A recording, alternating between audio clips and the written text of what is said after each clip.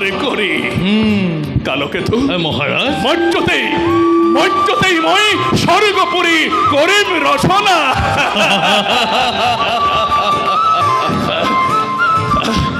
কালকেতু মহারাজ শোনাই দিয়া গই সকলোকে, আজিৰ পৰা যেন সকলোটি দৈৱকীৰ বিবাহৰ বাবে কৰ্মতে ব্যস্ত হৈ যায়।